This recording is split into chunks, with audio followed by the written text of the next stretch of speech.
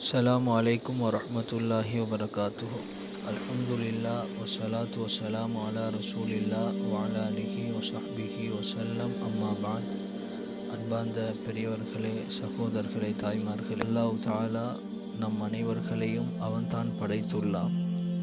எங்களைய அல்லாஹ் உலகத்தில் எப்படி உருவாக்கினானோ, படைத்தானோ, அதுபோன்று எங்களுக்கு ஏற்படக்கூடிய தேவைகளையும் அவன்தான் உருவாக்கினான். தேவைகளை பூர்த்தி செஞ்சு தரக்கூடிய ஆற்றலும் வல்லமையும் அவனிடம் மாத்திரமே இருக்குது. எனவே இந்த அடிப்படையில் அல்லாஹ் உதுஊனி அஸ்தஜிப் லக்கும் குர்ஆனில் கூறுகிறான், எனக்கிட்ட கேளுங்க அடியார்களே, என்னிடம் கேளுங்கள், நான் உங்களுக்கு தருகிறேன். உதுஊனி, என்னிடம் துஆ கேளுங்கள், அஸ்தஜிப் லக்கும், அந்த துஆவுக்கு நான் பதிலளிக்கிறேன்.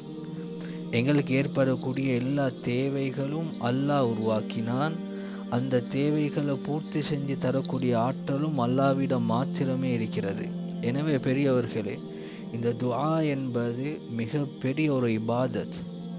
இந்த துஆ தான் எல்லா இபாதத்களுடைய அடிப்படை என்பதாக ஹஜ்ரத் ஸல்லல்லாஹு அலைஹி வஸல்லம் அவங்க ஹதீஸில் கூறியுள்ளார்கள். அந்த அடிப்படையில் இந்த துஆக்களை நாங்கள் ரெண்டாக பார்க்கலாம். ஒன்று சந்தர்ப்ப துஆக்கள், நாம் தூங்கும்போது ஓத வேண்டிய துஆக்கள், வெளிவாசல் போகும்போது ஓத வேண்டிய துஆ, வாகனத்தில் இருக்கும்போது ஓத வேண்டிய துஆ, பிரயாணம் செல்லும் போது ஓத வேண்டிய துஆ, பாங்குக்கு பதில் சொல்லும் போது ஓத வேண்டிய துஆ, இவைகள் சந்தர்ப்ப துஆக்கள், அந்தந்த சந்தர்ப்பத்தில் ஓதும் துஆக்கள். அல்லாஹ் ஏன் நபியுல்லாஹி ஸல்லல்லாஹு அலைஹி வஸல்லம் அவர்கள் மூலம் இந்த சந்தர்ப்ப துஆக்களை உருவாக்கினான், கடமையாக்கினான் என்றால், எப்பொழுதும் இந்த மனிதன் அல்லாஹுடைய தொடர்பிலே இருக்கணும், அல்லாஹுடைய பாதுகாப்பில் இருக்கணும் என்பதற்காக வேண்டி அல்லாஹ் இந்த துஆக்களை உருவாக்கினான். ஒரு மனிதன் வளமையாக செய்ய வேண்டிய ஒரு வேலை, உதாரணமாக உறங்குகிறான்.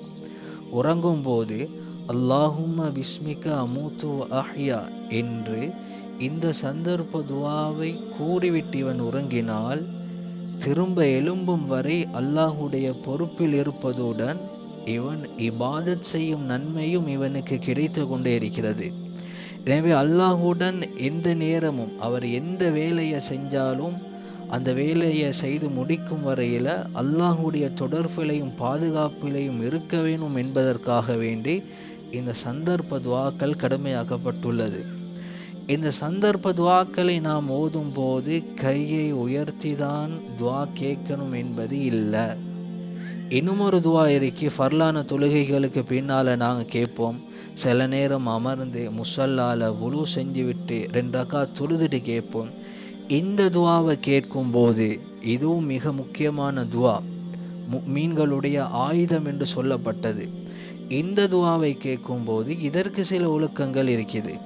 முதலாவது அல்லாஹுவை புகழ்வது, இரண்டாவது நபி ஸல்லல்லாஹு அலைஹி வஸல்லம் அவர்கள் மீது ஸலவாத்து சொல்லுவது, மூன்றாவது எங்களுடைய பாவங்களுக்கு மன்னிப்பு கேட்பது, துஆ முடிகிறதுக்கு முன்னால் பெற்றோர்களுக்காக வேண்டி துஆ செய்வது, துஆ செய்ய ஆரம்பிக்கும் போது 2 கைகளையும் உயர்த்தி துஆ செய்கிறது, துஆ செய்து முடித்ததன் பின்னால் அந்த கைகளை முகத்தில் தடவிக்கொள்வது, இது போன்று சில ஒழுக்கங்கள் இருக்கிறது.